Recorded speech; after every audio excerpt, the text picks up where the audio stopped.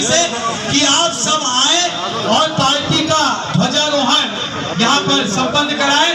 मेरे साथ सभी कहेंगे बोलो भारत माता की, भारत माता की, भारतीय जनता पार्टी जिंदाबाद।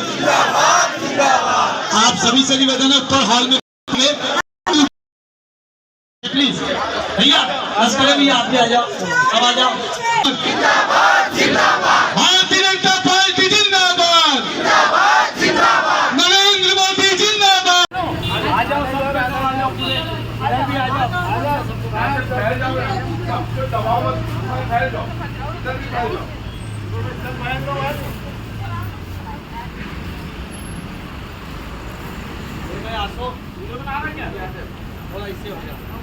बलिदान मुखर्जी,